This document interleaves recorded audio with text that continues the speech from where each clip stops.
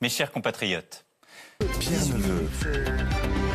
Le message du chef de l'État pour cette nouvelle année. On va prendre le temps de l'analyse, de décrypter ce message long de 18 minutes du chef de l'État sur France Info, la radio, la télévision, le canal 27 de la TNT. Et bien sûr, toutes ces informations à retrouver en texte, en photo, en vidéo sur franceinfo.fr pour m'accompagner ce soir jusqu'à 21h dans cette édition spéciale. Julie-Marie Lecomte du service politique de France Info, Isabelle Raymond du service économie et social de France Info, Isabelle Labeyrie du service Monde de France Info. Alors tout d'abord, première question de style, de forme avec vous, Julie-Marie Lecomte.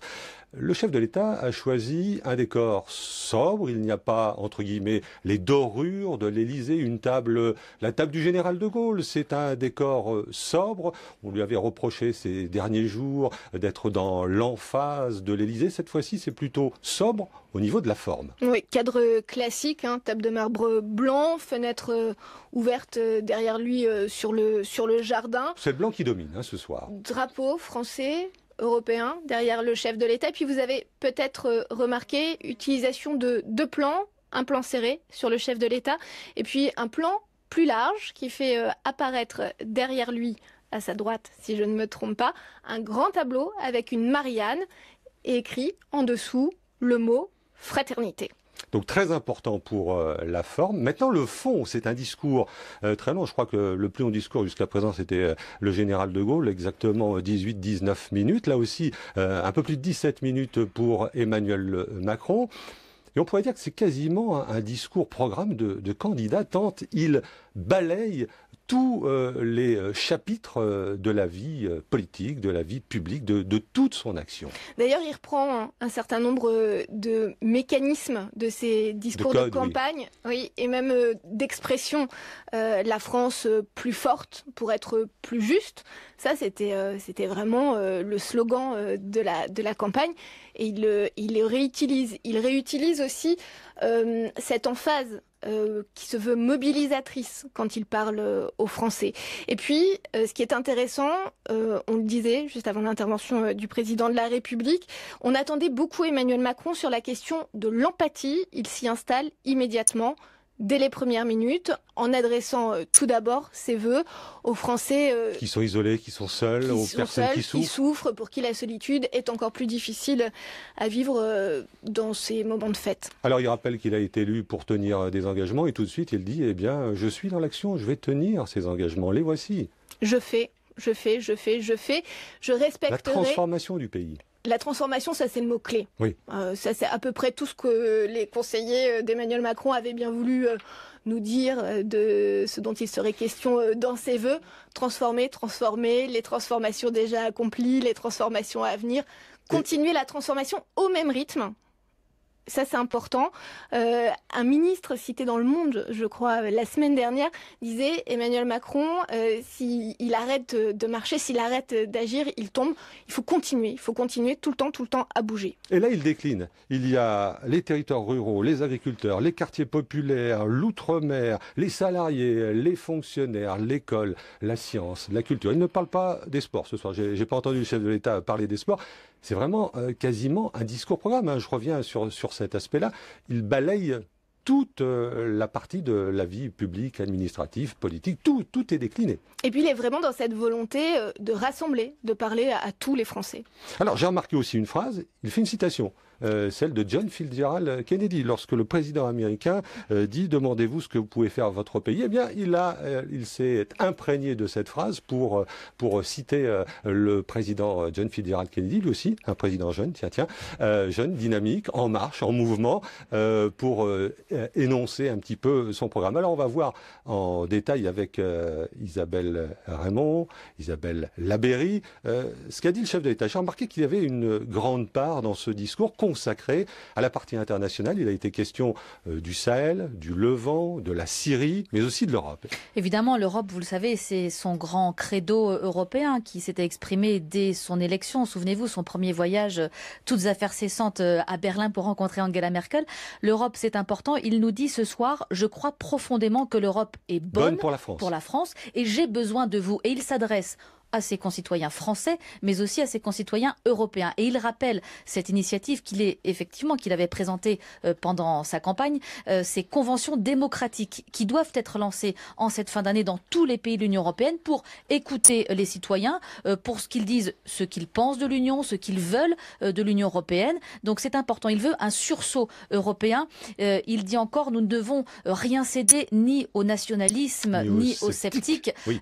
Regardez ce qui se passe en Allemagne avec la montée de l'AfD. Regardez ce qui se passe en Autriche avec l'entrée de ministres d'extrême droite au gouvernement. C'est vrai que l'Europe est traversée par cette grande vague populiste. Aujourd'hui, il dit, nous devons... La Catalogne, le Brexit... Voilà, les tentatives indépendantistes, évidemment, un peu partout. Resserrons-nous, resserrons les rangs, en gros, c'est ce qu'il dit, et retrouvons notre identité française au sein d'une identité européenne. Important aussi, le chef de l'État, Emmanuel Macron, qui dit, il nous faut gagner la paix à l'international, c'est notre mission universelle. Voilà, là encore, il s'agit de porter les valeurs à la fois de l'Europe et de la France. Le combat du moment, c'est le combat contre le terrorisme islamiste, en Syrie bien sûr, mais aussi au sein du G5 Sahel, dans lequel Emmanuel Macron, c'est vrai, s'est beaucoup investi. Une force qui a reçu récemment de nombreux soutiens financiers, notamment de l'Arabie Saoudite, entre autres, mais aussi des pays européens.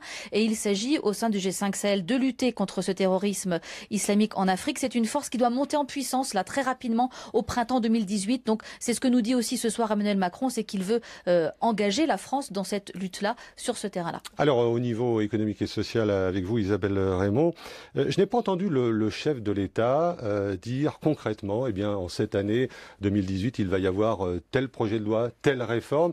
Tout cela a été englobé, on va dire, dans des grandes généralités. Le travail, je défendrai le travail qui est au cœur de notre projet commun, dit-il.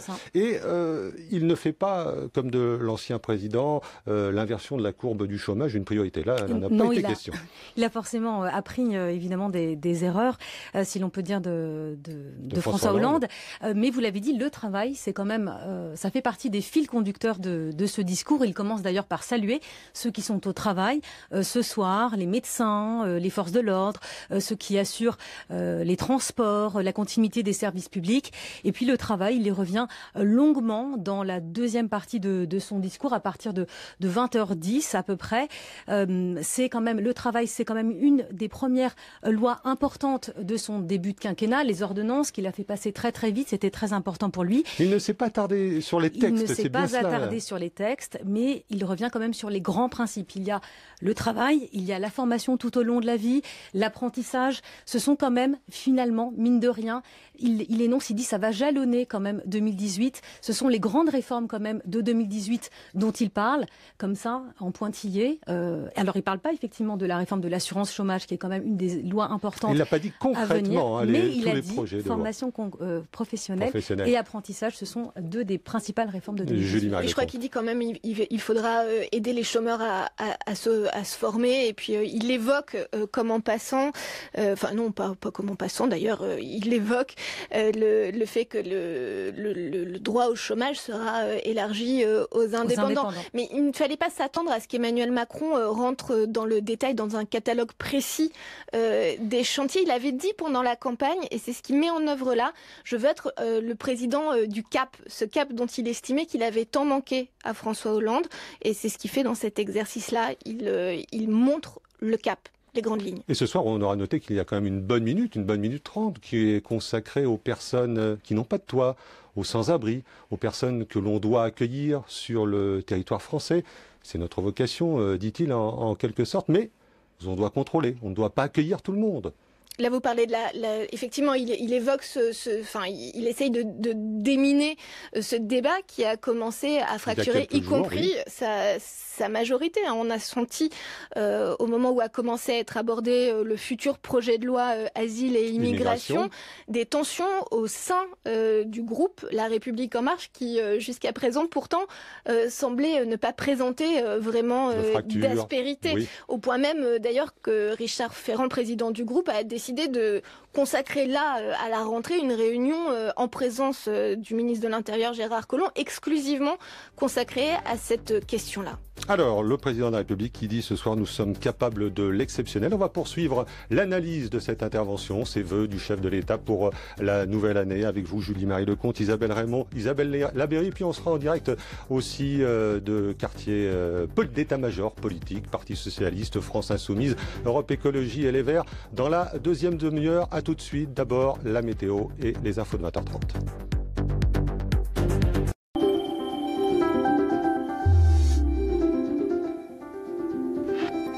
Je vous souhaite de passer une excellente soirée de la Saint-Sylvestre. Il est vrai que le temps ce soir sera agité par le passage d'une perturbation classique, certes, qui va donner de la pluie du sud-ouest aux frontières de l'Est, avec un vent à 60 km à l'heure à l'intérieur des terres. Sur les côtes de la Manche, eh bien, déjà, le vent se renforce, 70 à 90 km à l'heure en rafale. Ce sera le cas pour la façade atlantique. Et autour du bassin méditerranéen aussi, ce soir, la tramontane va se lever. Demain matin, premier jour de l'année, en ce lundi 1er janvier 2018, vous aurez une perturbation active sur la Bretagne et le Cotentin. Liée à cette dépression ou tempête du nom de Carmen, eh bien, les vents vont se renforcer pour souffler jusqu'à 130 km à l'heure sur les côtes. Alors attention donc à cette perturbation active qui va donner de la pluie, des orages également en Aquitaine, en Occitanie, en remontant sur le Massif central et le centre. Donc à surveiller cette journée de lundi 1er janvier sous le nom de la tempête Carmen. Belle nuit.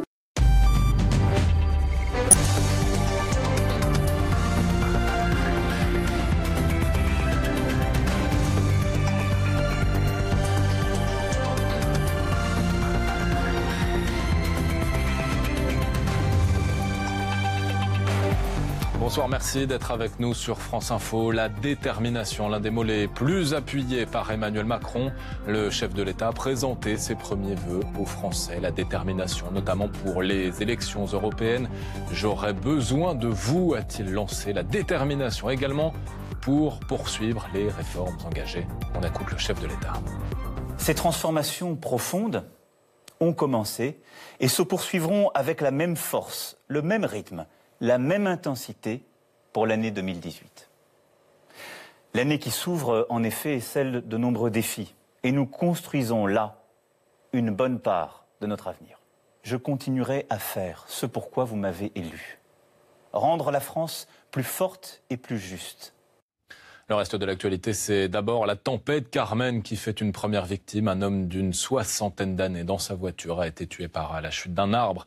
Ça s'est passé dans les Pyrénées-Atlantiques. Il faut donc être extrêmement vigilant, surtout si vous habitez dans l'ouest de l'Hexagone, particulièrement sur la côte. 26 départements ont été placés en vigilance orange, et cela pour des vents violents et de fortes vagues sur le littoral. Le phénomène devrait durer jusqu'à 20h demain. Et les premiers effets se font déjà sentir sur la côte atlantique.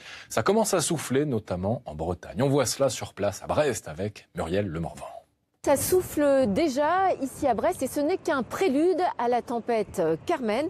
La nuit du réveillon promet d'être agitée météorologiquement parlant en Bretagne et la plus grande prudence est conseillée à tous ceux qui prendront la route en fin de nuit pour rentrer chez eux, notamment dans les communes littorales. Demain, prudence également. Tous les départements bretons sont en vigilance orange de 6h jusqu'à 20h demain soir. Alors attention, même si c'est un spectacle beau et vivifiant, la mer déchaînée est toujours source de danger. La meilleure résolution en ce début d'année 2018, c'est de ne pas prendre de risques. Carmen le disait déjà, prends garde à toi. Et pour ceux qui passent le réveillon à Paris, plus de 300 000 personnes sont attendues sur les Champs-Élysées. La sécurité sera bien entendu renforcée et cela pour garantir la fête, Nathalie Pérez.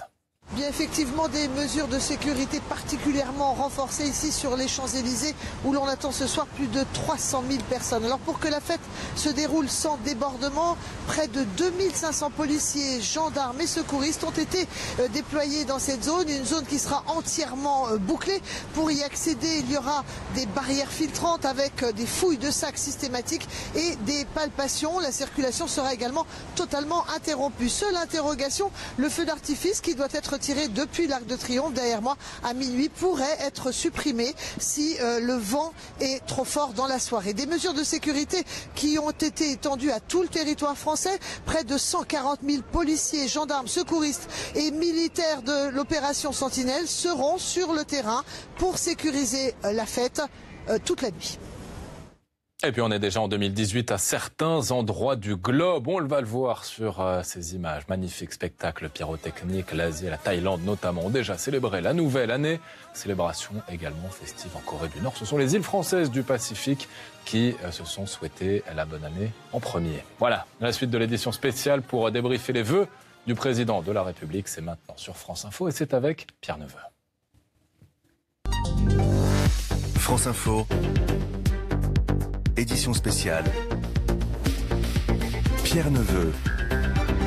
Et sur France Info, la radio, France Info, Canal 27 de la TNT, franceinfo.fr, on continue d'examiner, d'analyser, de décrypter, de réagir à cette intervention traditionnelle du chef de l'État Emmanuel Macron, les vœux de bonne année. Avec vous, Julie-Marie Lecomte, si l'on doit dresser un bilan général de cette intervention de 17 minutes, on va dire que tout compte fait, c'est très classique pour un jeune président. Le fond, la forme, ce qui a été proposé ce soir sur 17 minutes. Le président qui critiquait l'Ancien Monde, tout compte fait, il se glisse parfaitement dans cette posture, dans ce moule de l'Ancien Monde pour expliquer sa politique. Oui, il avait tout intérêt, Emmanuel Macron, à utiliser cette opportunité de ce rendez-vous avec les Français. On verra combien ils sont devant leur télévision et derrière leur poste de radio. Mais en général, ils sont entre 9 et 11 millions. 20 minutes pour s'adresser directement... 17, oui, 17 minutes. C'est quand même pas mal, pour s'adresser directement aux Français, à tous ces Français, sans aucun filtre, sans qu'on lui pose de questions, sans être contredit. C'est vrai qu'Emmanuel Macron n'avait politiquement aucun intérêt à déroger à cet usage. Je n'arrêterai pas d'agir, dit ce soir le chef de l'État. On est en ligne avec Rachid Temal. Bonsoir monsieur. Bonsoir Rachid Temal, vous êtes en ligne avec nous ? Sénateur socialiste du Val d'Oise, coordinateur national du Parti socialiste. Bonsoir. Voilà, bon, merci d'être avec nous. On avait du mal à établir la liaison. Rachid Temal, quelle est votre première analyse de cette intervention traditionnelle du chef de l'État, 17 minutes avez-vous trouvé des informations? Alors c'était d'abord, je trouvais long, peut-être trop long, et sans rien de concret. Mais j'ai apprécié le nouveau Emmanuel Macron puisque il nous dit qu'en 2008, il écoutera et il respectera ceux qui ne sont pas d'accord. Donc j'espère qu'au Parlement, que les associations, que les syndicalistes pourront là se faire entendre en 2018 que nous ne sommes pas d'accord avec tel ou tel point de la politique menée. Donc voilà ce qu'en première intention, mais c'est vrai, assez peu de concret. Rien sur la baisse du pouvoir d'achat qu'a annoncé l'INSEE, près de 4,5 milliards pour les Français et les Français qui nous écoutent ce soir. Voilà, donc c'était très long, beaucoup de belles intentions. Parfois, je pouvais être d'accord sur les questions autour de la sécurité, voire de la question européenne. Mais ça ne fait pas une politique, ça ne change pas le quotidien de nos concitoyens. Et quand le chef de l'État, Emmanuel Macron, reprend les célèbres mots de John Fitzgerald Kennedy, qu'est-ce que cela vous inspire? N'est pas Kennedy qui veut, mais je pense que c'est une belle figure de style. Pour autant, ça ne fait pas encore une fois une politique concrète. Chacun est devant son écran télé pour regarder, pour entendre, en se disant est-ce que l'année suivante, 2008, sera mieux? Encore une fois, rien de concret sur le pouvoir d'achat. Il a parlé des sans-abri. Je rappelle que la promesse du président de la République était qu'il n'en ait plus au 31 décembre 2017. Nous sommes le 31 décembre, ce n'est pas fait. Et je pourrais comme ça, sur l'école, rien là aussi de concret, sur un certain nombre de difficultés, sur le travail, sur les chômeurs de longue durée qui augmentent. Voilà. Donc, je pense que c'était des vœux classiques, mais beaucoup trop longs, et que maintenant, j'attends que la promesse du président de la République d'entendre et de respecter celles de ceux qui ne sont pas d'accord avec sa politique soit une réalité dès le 1er janvier prochain, donc dans quelques heures. Un dernier mot, vous qui êtes socialiste, Rachid Temal, comme disait François Mitterrand, il faut peut-être laisser du temps au temps? Et François Mitterrand disait également que quand on est dans l'opposition, on s'oppose. Vous voyez, comme quoi on peut en tirer des choses. Mais François Mitterrand, je pense que pour ses premiers vœux, avait beaucoup plus fait de choses pour notre pays en termes de justice sociale que ne l'a fait le président Macron. Un message reçu. Merci à vous, Rachid Temal, sénateur socialiste du Val d'Oise, coordinateur national du Parti socialiste, d'être intervenu ce soir en direct sur France Info. Première réaction sur France Info Radio, télé, sur les vœux du chef de l'État. Julie-Marie Lecomte, dans ce que disait Rachid Temal à l'instant, c'était aussi la réflexion que l'on se faisait depuis la fin de l'intervention du chef de l'État. Ça a été des grandes lignes d'une politique qui ont été dressées ce soir par le chef de l'État, mais effectivement pas de projet concret présenté, pas d'échéance concrète pour 2018. Oui, le rappel que vous faisiez de la quasi-citation de Kennedy est intéressante. Emmanuel Macron, pour ses premiers vœux, il courait le risque, enfin il était dans la position d'être comparé aux autres présidents de la Ve République. On a souvent dit qu'il s'inspirait du général de Gaulle, mais aussi de François Mitterrand en même temps. Oui, et puis il y avait le risque aussi d'être comparé à Valéry Giscard d'Estaing. Pour le côté jeune président, dynamique. Ce côté jeune président, et puis aussi parce qu'on a beaucoup glosé sur l'innovation dans la forme de ses vœux présidentiels.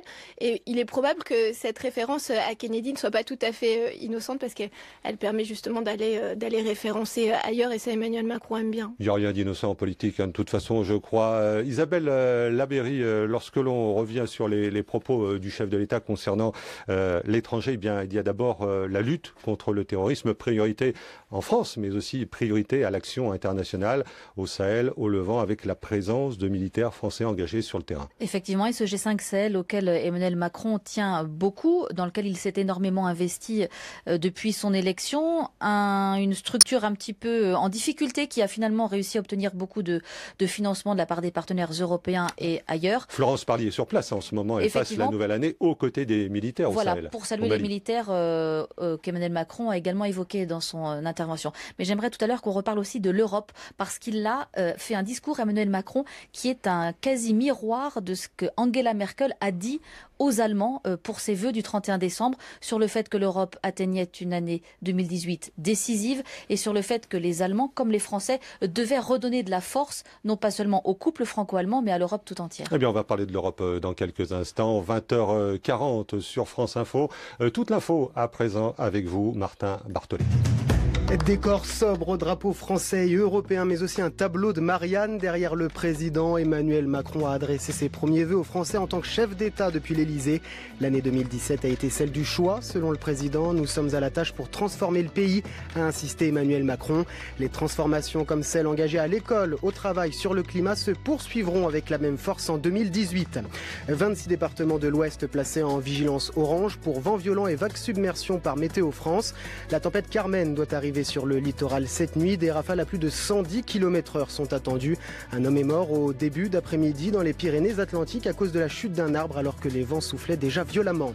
L'Iran doit créer un espace pour la critique. Déclaration du président Hassan Rouhani ce soir, qui reconnaît le droit des Iraniens à manifester.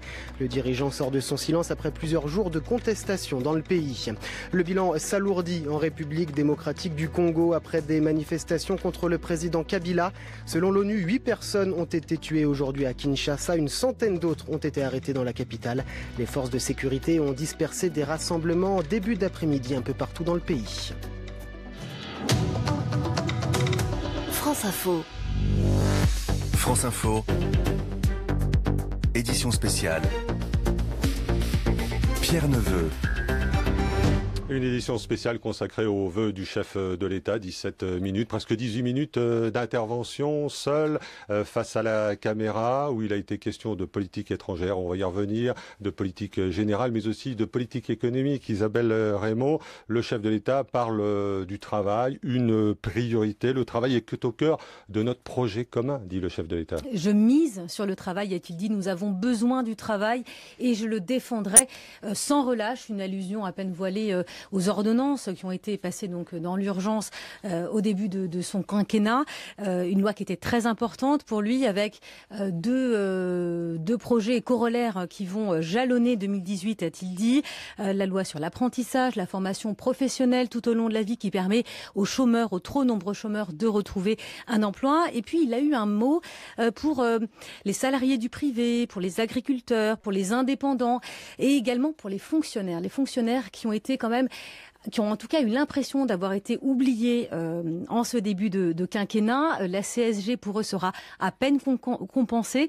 Ils parlent de récompenser leurs efforts à leur juste mérite et de retrouver un sens à leur mission. C'est vrai que dans le propos du chef de l'État, je n'ai pas entendu parler de la CSG qui va toucher les retraités dès cette année. Des petits mots qui fâchent. Le chef de l'État, bien sûr, n'en a pas parlé. On est en ligne avec Fabien Di Filippo. Bonsoir, monsieur. Bonsoir. Député Les Républicains de Moselle, membre de la direction des Républicains aux côtés de Laurent Wauquiez. Vous avez entendu le chef de l'État qui a dit je respecte tous ceux qui ne partagent pas la politique que je mène. Est-ce que vous avez cette impression en écoutant le chef de l'État ce soir? Qu'avez-vous pensé? Déjà, en tant que membre du Parlement, je suis bien placé pour voir comment ça se passe semaine après semaine avec la majorité du président. Il est clair qu'aujourd'hui, il y a un déficit de dialogue et d'écoute de la part des députés qui représentent les territoires, notamment les territoires périphériques et les classes modestes, et on attend davantage d'écoute de sa part. Mais il dit qu'à la fin, il imposera quand même sa réalité. Moi, je veux pas seulement que le président nous écoute, je veux qu'il nous entende, et notamment la colère qui monte de ces territoires et qui est légitime aujourd'hui. Le président de la République parle d'une année de cohésion de la nation. Nous avons été trop longtemps divisés. C'est un appel qu'il vous lance. Oui, mais la cohésion, elle ne se décrète pas, elle se construit. La promesse de cette élection, c'était le redressement et l'équité. Aujourd'hui, on n'a pas le redressement, puisque les comptes publics vont plonger encore plus vite que dans la dernière année de François Hollande. Et pour l'équité, notamment entre les territoires et entre les travailleurs, on repassera, puisque pour l'instant, c'est 4,5 milliards de prélèvements supplémentaires dès minuit. Le maître mot du chef de l'État, rendre la France plus forte et plus juste, c'est aussi son maître mot qui était le sien durant sa campagne électorale.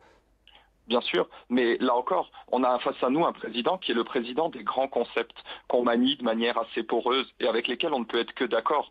Mais nous, on ne veut pas le président des grands concepts, on veut le président des grandes actions. Et aujourd'hui, Emmanuel Macron ne l'est pas encore. Et c'est pour ça qu'il a besoin de nous et besoin de nous écouter pour que la France réussisse. Et vous êtes d'accord lorsque le président parle de la France, terre d'accueil, pour tous ceux qui fuient leur pays en guerre? C'est les limites du « en même temps ».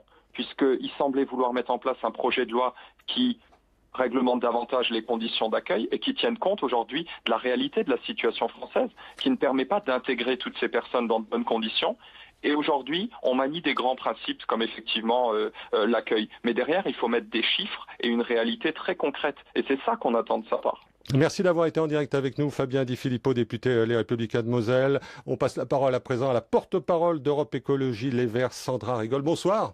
Oui, bonsoir. Vous venez d'écouter l'intervention du chef de l'État. Vous aussi, quel est votre premier commentaire?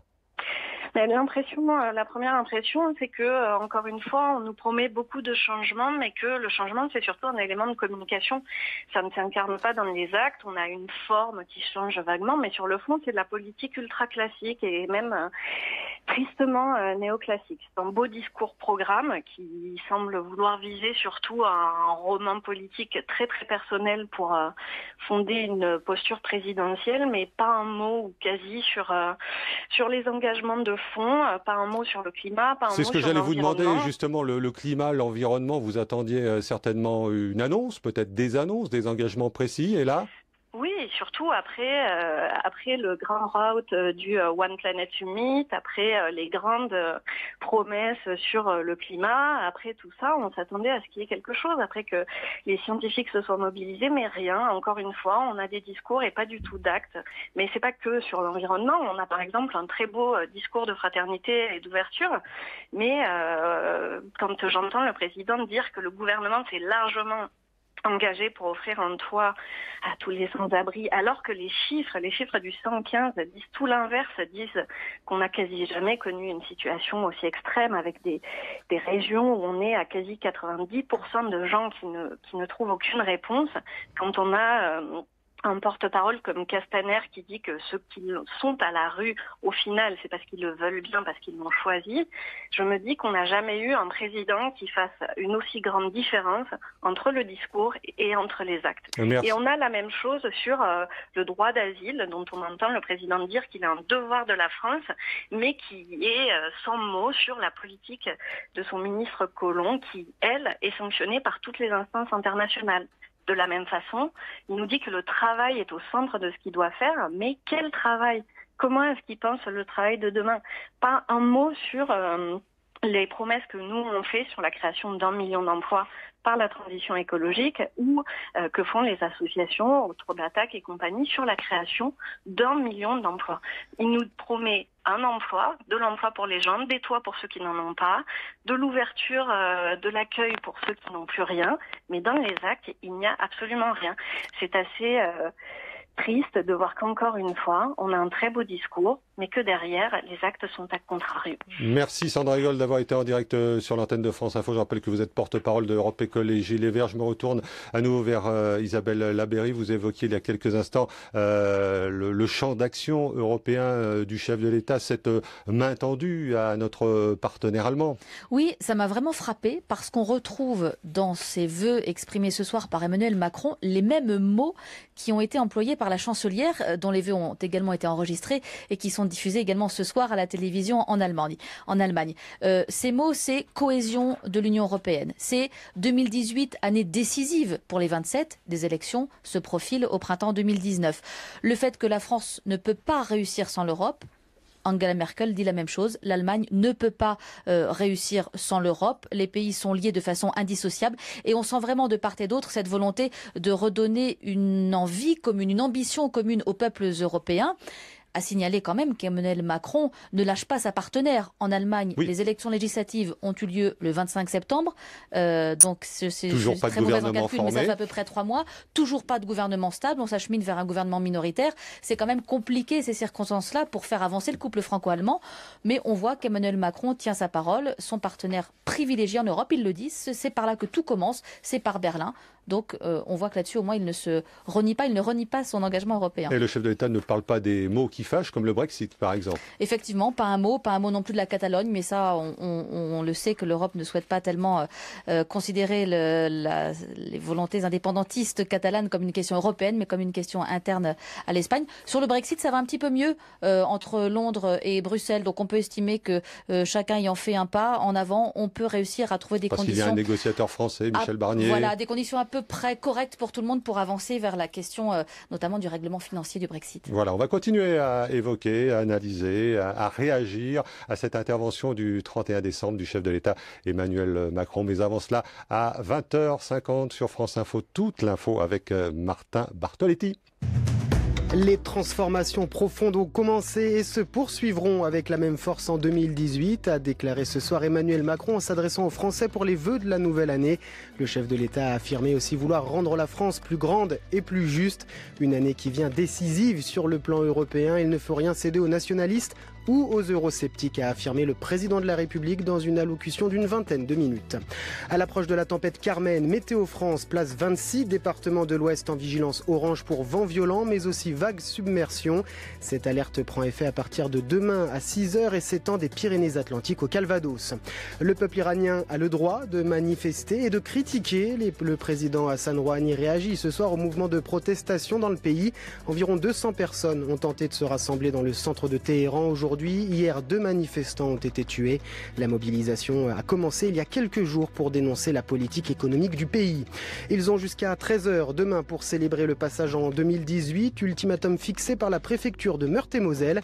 5000 personnes devraient être réunies ce soir et cette nuit à Lunéville. Une rave party a débuté la nuit dernière dans une usine désaffectée. Et puis un nouvel an qui se fête une nouvelle fois, notamment sur les Champs-Élysées. La mairie de Paris donne rendez-vous dès 23h autour de l'Arc de Triomphe pour un spectacle son et lumière. Une soirée sous haute surveillance policière, plus de 10 000 agents dans la capitale et la région parisienne.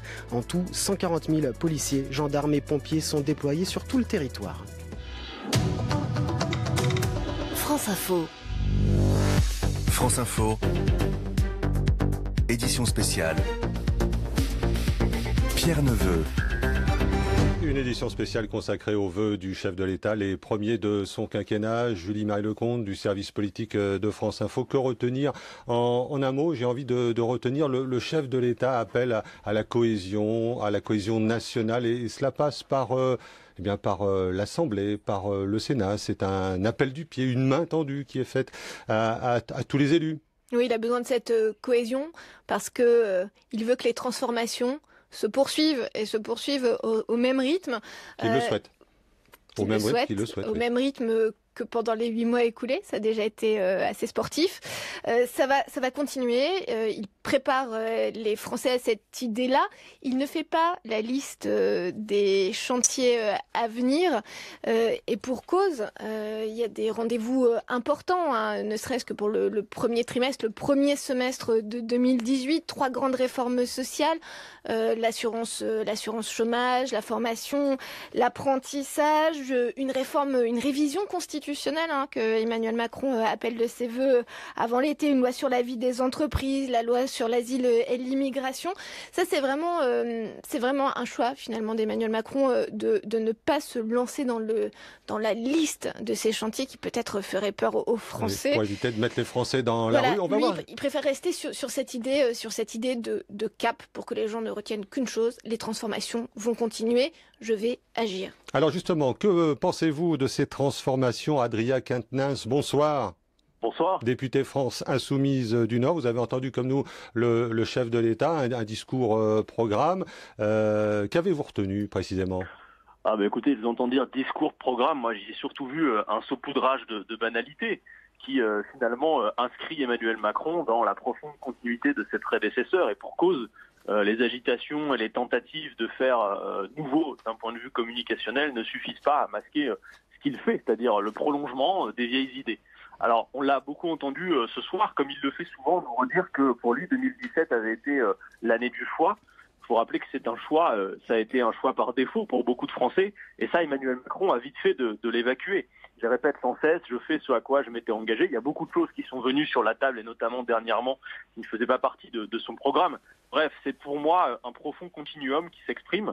On l'entend parler de droit à l'erreur, mais vous avez vu comme moi cette récente polémique avec le contrôle absurde des chômeurs dans un contexte qui est d'abord et avant tout un contexte de pénurie d'emploi. Ce droit à l'erreur, eh bien on observe qu'il est à géométrie variable. Aucun droit à l'erreur finalement pour les chômeurs, mais droit à l'erreur vraisemblablement pour évidemment les classes dirigeantes. C'est comme ça qu'on l'imagine. Il a aussi parlé d'Europe. On a vu que là, les échéances électorales commençaient à l'occuper, puisqu'il a parlé d'Europe. Avec une phrase, moi, qui m'a marqué, il a dit « l'Europe est bonne pour la France ». Et à bien des égards, il n'a pas compris que ce qui posait problème, c'était les traités actuels, pas l'Europe en tant que telle, mais bien les traités tels qu'ils fonctionnent. C'est un peu sa méthode couée à lui, j'ai l'impression. Adrien Quatennens, député de la France Insoumise, lorsque le chef d'État dit il insiste bien, je respecte tous ceux qui ne partagent pas ma position, l'action du gouvernement, message qui doit vous plaire ou pas? Je l'ai entendu dire qu'il nous écouterait, mais je vais vous dire une chose, depuis 6 mois que je suis député, je n'ai pas le sentiment qu'on ne nous écoute pas. Par contre, j'ai une certitude, c'est qu'on ne nous entend pas. Puisque, quoi que nous disions, il y a cette discipline de vote absolue qui fait que vous avez beau mettre les arguments du côté de la raison et essayer vraiment de convaincre vos interlocuteurs, eh bien, vous n'y arrivez pas. Et finalement, c'est ce qui est le propre de ce phénomène nouveau d'Emmanuel Macron et de En Marche. Mais comme je vous le disais au début d'entretien, ça ne masque pas la continuité dans les idées. Malheureusement, 2017 n'aura rien réglé des problèmes qu'elle aurait pu régler. Et puisse 2018 nous faire avancer un peu plus vers la réponse aux défis qui nous attendent. Je pense à la question démocratique, à la question sociale, mais aussi bien sûr, on sait tous à la question écologique. Merci d'avoir été en direct avec nous, Adrien Quatennens. Désolé, on a des petits problèmes de liaison, peut-être beaucoup de vent qui arrive dans votre téléphone, le début de la tempête Carmen. On poursuit l'analyse de cette intervention du chef de l'État avec vous, Julie Marie-Lecomte. Il nous reste 2 minutes. Que retenir de ces 17 minutes, le fil conducteur, aussi bien sur la forme que sur le fond? Alors, un président qui s'installe tout de suite dans l'empathie. C'est ce sur quoi on l'attendait. Ce président qui essaye de décoller l'étiquette de président des riches. Tout de suite, il s'adresse à ceux qui travaillent et immédiatement après à ceux qui sont seuls, à ceux qui souffrent, qui sont malades. Et dans toute son allocution, il s'efforce de s'adresser à tous les Français, y compris les opposants, même si c'est effectivement pour leur dire « je vous écouterai, je vous respecterai, mais au final, je ferai ce que j'ai décidé de faire ». Et pour en arriver à cet appel à la cohésion et à cette demande d'engagement des Français. Isabelle Raymond, le calendrier, bien, ça va commencer très vite pour le chef de l'État avec un séminaire gouvernemental dès cette semaine, dès mercredi. Oui, et puis Julie l'a dit tout à l'heure, avec des lois quand même très importantes dès le premier semestre. Il a posé le cadre avec les ordonnances sur la loi travail, le travail quand même au cœur de ce discours, comme un fil conducteur. Il a posé le cadre en 2017. 2017. En 2018, il va redonner du travail à ceux qui n'en ont pas par la formation professionnelle. Il va former les jeunes avec l'apprentissage. Et puis, il y aura cette grande réforme sur l'assurance chômage. Donc, voilà, tout ça, c'est la continuité. Ça va jalonner 2018. Isabelle Labeyrie, rapidement, l'échéance, la semaine prochaine, le chef de l'État reçoit le président turc et puis il part en Chine.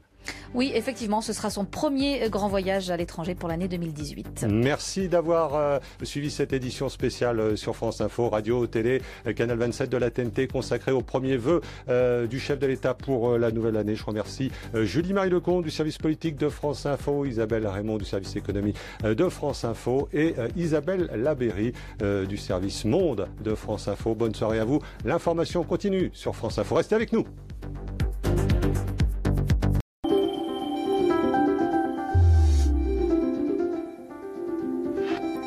Je vous souhaite de passer une excellente soirée de la Saint-Sylvestre. Il est vrai que le temps ce soir sera agité par le passage d'une perturbation classique, certes, qui va donner de la pluie du sud-ouest aux frontières de l'Est, avec un vent à 60 km à l'heure à l'intérieur des terres. Sur les côtes de la Manche, eh bien, déjà, le vent se renforce, 70 à 90 km à l'heure en rafale. Ce sera le cas pour la façade atlantique. Et autour du bassin méditerranéen aussi, ce soir, la tramontane va se lever. Demain matin, premier jour de l'année, en ce lundi 1er janvier 2018, vous aurez une perturbation active sur la Bretagne et le Cotentin. Liée à cette dépression ou tempête du nom de Carmen, eh bien, les vents vont se renforcer pour souffler jusqu'à 130 km à l'heure sur les côtes. Alors attention donc à cette perturbation active qui va donner de la pluie, des orages également en Aquitaine, en Occitanie, en remontant sur le Massif central et le centre. Donc à surveiller cette journée de lundi 1er janvier sous le nom de la tempête Carmen. Belle nuit.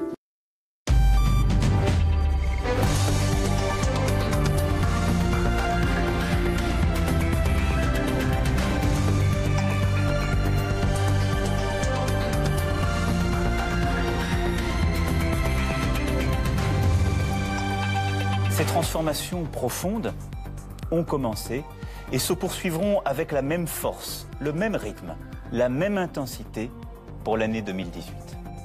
La détermination d'Emmanuel Macron à poursuivre les réformes, voilà ce que l'on peut notamment retenir de ses premiers vœux aux Français. Je continuerai à faire ce pourquoi vous m'avez élu, a prévenu le chef de l'État. Analyse à suivre avec Catherine Demangin. Bonsoir, merci d'être avec nous sur France Info. Le reste de l'actualité, c'est d'abord la tempête Carmen qui fait une première victime. Prudence dans l'ouest du pays. Les vents devraient souffler très fort, jusqu'à 130 km à l'heure. D'importantes vagues devraient également s'abattre sur le littoral atlantique. On reviendra également sur la tension qui ne cesse de monter en Iran, et cela suite aux manifestations contre le chômage et la vie chère.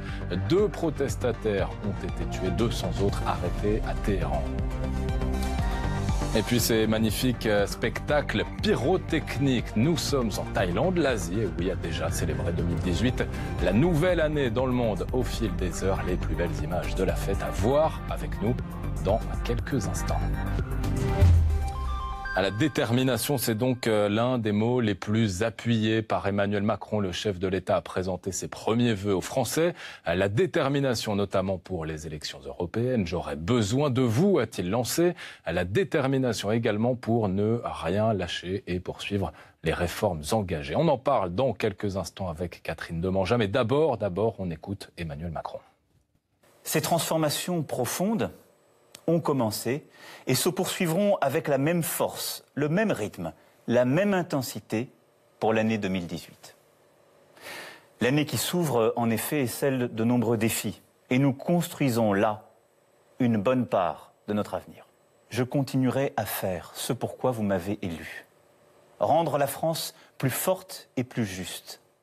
Bonsoir Catherine Demangin. Bonsoir. Vous êtes journaliste politique à la rédaction de France 3. On a donc entendu un Emmanuel Macron déterminé, en tout cas dans ses propos. C'est lui qui le dit, qui continue sur le même style, avec un rythme, avec un style finalement qui ne change pas tant sur la forme que sur le fond pour lui. Oui, ce qui change, c'est la durée. 18 minutes, c'est un record. Habituellement, les vœux présidentiels ne dépassent guère la dizaine de minutes. Et puis Emmanuel Macron s'est exprimé plus dans un style parlé qu'écrit, une façon de jouer la proximité avec les Français. Comme beaucoup de ses prédécesseurs, mais c'est vrai, il s'est exprimé assis dans le bureau d'angle de l'Élysée. C'est la touche personnelle d'Emmanuel Macron, mais il est resté effectivement très classique dans l'exercice. Sur le fond, on vient de l'entendre, il a affiché son volontarisme et il a beaucoup insisté sur la cohésion nationale. 2018, a-t-il dit, doit être l'année de la cohésion nationale. Il a regretté les divisions qui minent le pays, appelé à plus de concorde et même plus de fraternité. Et comme pour désamorcer les critiques sur le président des riches, il a aussi affirmé que les succès ne doivent pas être seulement ceux de quelques-uns. Bref, c'était un message de rassemblement, de mobilisation aussi. À plusieurs reprises, il a expliqué « j'ai besoin de vous » et il a repris une célèbre phrase du président John Kennedy qui exhortait les Américains à se demander chaque matin ce qu'ils pouvaient faire pour leur pays. Alors on vous retrouve dans quelques instants, Catherine. On va d'abord écouter un nouvel extrait d'Emmanuel Macron. Il est revenu sur la polémique de cette fin d'année le concernant la promesse qu'il avait faite d'offrir un toit à tous les sans-abri. Je veux que nous puissions apporter un toit à toutes celles et ceux qui sont aujourd'hui sans abri. Le gouvernement s'est beaucoup engagé ces derniers mois en cette direction et a beaucoup amélioré les choses, mais il y a encore des situations qui ne sont pas acceptables et que je n'accepte pas davantage que vous. Nous continuerons donc l'effort indispensable pour réussir à pleinement respecter l'engagement que j'ai moi-même pris devant vous. Comptez sur ma détermination entière en la matière. Alors là, offrir un toit à l'ensemble des sans-abri. Catherine, est-ce que finalement c'est quelque chose qui pourrait suivre Emmanuel Macron jusqu'à la fin de son mandat, comme la courbe du chômage a suivi François Hollande? Peut-être, en effet, parce que c'est un engagement sans doute un peu audacieux, donner un toit à tout le monde. C'est loin d'être le cas encore. Alors on l'a entendu, il a dit qu'il tiendra cet engagement. Il a souligné que le gouvernement avait déjà beaucoup fait, mais ce pourrait bien être sa courbe, son inversion de la courbe du chômage à lui, qui a suivi. C'était une promesse de François Hollande qu'il a suivi pendant tout son quinquennat et qu'il a dû regretter pendant tout son quinquennat. Merci Catherine Demanja pour votre analyse. Le reste de l'actualité, c'est d'abord la tempête Carmen qui a donc fait une première victime. Un homme d'une 60aine d'années dans sa voiture a été tué par la chute d'un arbre. Ça s'est passé dans les Pyrénées-Atlantiques. Il faut donc être extrêmement vigilant, surtout si vous habitez dans l'ouest de l'Hexagone, particulièrement sur la côte. 26 départements ont été placés en vigilance orange et cela pour des vents violents et de fortes vagues sur le littoral. Le phénomène devrait durer jusqu'à demain 20h. La responsable, puisqu'il y en a une, s'appelle donc Carmen. La tempête va traverser le territoire avec des rafales pouvant grimper jusqu'à 130 km/h. Les premiers effets se font déjà sentir sur la côte atlantique. Laurent Desbonnets et nos équipes en région. Une mer déjà démontée. Des vagues violentes, ici à Anglette, dans les Pyrénées-Atlantiques. La plage est officiellement interdite au public, mais quelques imprudents s'approchent pour profiter du spectacle.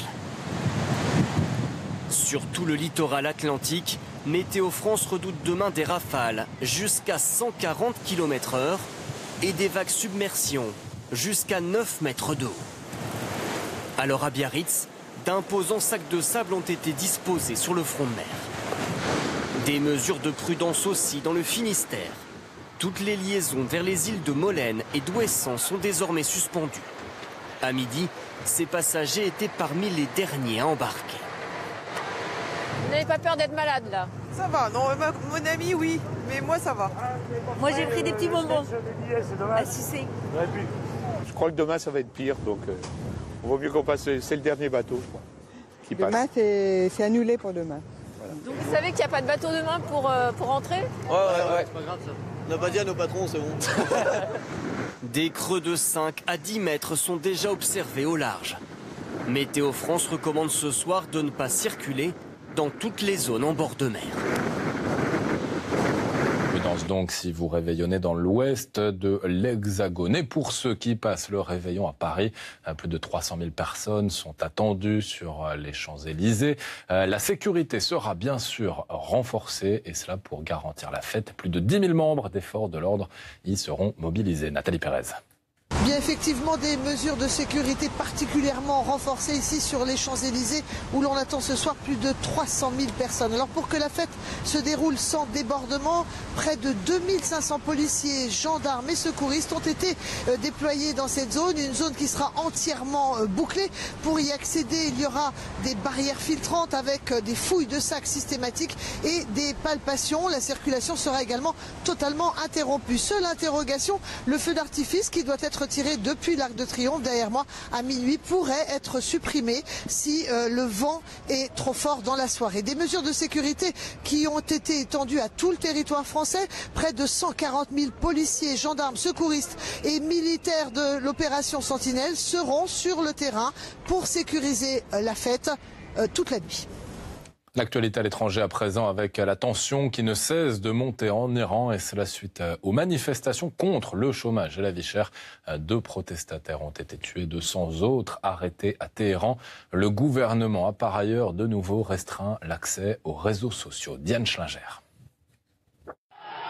Le drapeau iranien arraché. Les portraits des dirigeants déchirés par une foule galvanisée. C'est par les réseaux sociaux que les images de la contestation nous parviennent. Des rassemblements à travers tout le pays qui tournent en affrontement contre les forces de l'ordre. Des dizaines de blessés et déjà 2 personnes ont été tuées. 200 ont été arrêtés rien qu'à Téhéran. Dans tous ces mouvements, les mêmes slogans. Mort au dictateur, le cri de colère d'une population touchée par la pauvreté, plus de 30% de chômage chez les jeunes. Les gens manifestent parce qu'ils sont sous pression économique et le gouvernement doit être responsable face à la montée de l'inflation et à la pauvreté. Le pouvoir a coupé Internet pendant plusieurs heures pour éviter la diffusion de ces images clandestines. Alors que la télévision d'État diffuse en boucle, sur fond de musique, ces rassemblements pro-gouvernement. Après 4 jours d'affrontement, le régime hausse le ton et promet des sanctions. Tous ceux qui manifestent ces derniers jours et qui, en coulisses, organisent et répandent la violence sont bien connus pour leurs relations avec les ennemis de l'Iran. Et nous leur demanderons d'en répondre en temps voulu. Depuis les États-Unis, Donald Trump avertit l'État iranien. Un régime oppressif ne peut pas durer toujours. Ce soir, le président Rouhani reconnaît que l'Iran doit créer un espace pour la critique, mais que cela ne doit pas déboucher sur des violences. En ce moment même, selon des médias locaux, de nouveaux rassemblements sont organisés à Téhéran. Allez, on en revient à la célébration de cette fin d'année au fil des heures. Le monde passe donc tranquillement à l'année 2018. C'est le cas déjà dans les îles du Pacifique françaises, notamment en Australie, en Nouvelle-Zélande également, puis désormais en Asie, avec à chaque fois, Vincent Lameau, de magnifiques spectacles pyrotechniques. L'un des premiers décomptes avant 2018, c'est en Nouvelle-Zélande. À Auckland, le feu d'artifice enflamme le ciel à 220 mètres du haut de la tour Sky. Le passage à la nouvelle année, aussi franchi en Australie. Une fête géante dans sa mégalopole Sydney. 1 500 000 personnes sur la baie assistent au traditionnel spectacle. Et cette année, une cascade arc-en-ciel pour célébrer la législation sur le mariage gay. Sous les yeux des spectateurs, la Corée du Nord tire un trait sur 2017. Beaucoup de couleurs à Taïwan. À Pékin, dans le centre olympique, mais aussi à Hong Kong. Le spectacle est lui aussi grandiose. Pendant 10 minutes, les tableaux s'enchaînent sur le port Victoria. Au Japon, des centaines de ballons dans le ciel. Chacun est porteur d'un vœu et d'espoir pour 2018. Dans le reste du monde, on se prépare comme à New York. Ici, on vérifie que la boule de cristal de Times Square fonctionne. À Édimbourg, en Écosse, la marche des Vikings a déjà commencé. 20 000 personnes défilent, une tradition pour célébrer le nouvel an à venir. Voilà pour l'essentiel de l'actualité. Merci d'être avec nous sur France Info. On se retrouve dans quelques instants.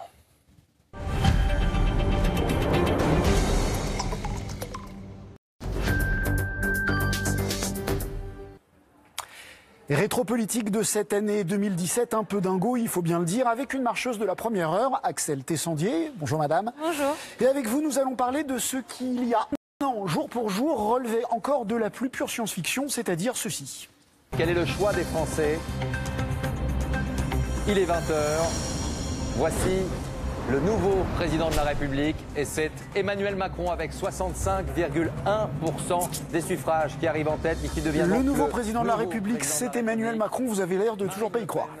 Si, j'y crois parce qu'en plus ça se voit depuis 7 mois. Mais non, c'est vrai que ce soir-là, quand même, honnêtement, à 20h, il y a une énorme émotion. D'autant plus que le score, c'est pas celui qu'avait fait Jacques Chirac face à son père quelques années avant, mais il est au-dessus de 60%. Non, mais au-delà du score, ce qui compte, c'est la victoire. C'est cette fantastique révolution. Il y avait un signal quand même qui était important à envoyer. Et oui, c'est incroyable, c'est fou, c'est impossible. Tout le monde refera l'histoire après en disant que voilà, c'était plus écrit qu'on ne le pensait. Mais non, c'était pas du tout écrit. Et quand moi, je me suis engagée auprès de lui, tout le monde m'a dit, t'es dingue. Alors, quelques minutes après cette séquence, il y a eu la pyramide, quand il est venu parler aux Français. En un mot, je sais que c'est pas facile. Pourquoi Emmanuel Macron a-t-il gagné cette élection ? Le moment. Il a pas seulement rencontré un pays, il a rencontré un moment. On est dans un moment de transformation. On est rentré dans le 21e siècle depuis 17 ans. On n'a pas forcément fait toutes les réformes qu'il fallait faire. Et tout d'un coup, il était là. Il y a un manque de résultats, en fait, depuis 30 ans. Il a 39 ans, donc on ne pouvait pas lui mettre sur le dos. Et donc, je pense que c'est une histoire de timing. Voilà, si je devais choisir un moment, les révolutions. C'est de la chance, vous voulez dire que c'est de la chance? Non, moi, je ne crois pas à la chance. Et puis, vous savez, je veux dire, devenir président de la République, de la 5e République française, avec un coup de bol, j'y crois pas tellement quand on a 38 ans, jamais été élu et qu'on n'a pas de parti derrière soi. Hein. Dans sa promesse, qu'est-ce qui a le plus compté? C'est la fin du clivage gauche-droite? C'est la promesse d'émancipation? C'est quoi? La fin du clivage droite-gauche, je pense que ça parlait à beaucoup de Français, c'est certain. Comme beaucoup de Français, moi, j'ai voté à droite, à gauche. L'ouverture, fermeture, ça, je pense que c'était un nouveau clivage qu'il avait repéré, c'est-à-dire une France ouverte qui a confiance en elle ou une France qui se ferme. Donc, ce nouveau clivage qui remplaçait l'ancien était très, très, très important et très bien vu, je pense aussi. Et puis une envie d'autre chose. Hein. Alors, vous avez beaucoup fait campagne pour lui, on va voir les images. Est-ce qu'il y a un moment dans la campagne où vous vous êtes dit, c'est mort, finalement, ça va pas marcher? Oui, alors, à mon avis, c'est le lot des projets un peu passion, avec des gros enjeux comme ça. Il y a des grandes phases pas de désespoir, mais on se décourage un peu, de doute, oui, c'est normal. Voilà. Peut-être le jour où il y a eu la phrase sur la colonisation. Crime contre l'humanité prononcée à Alger.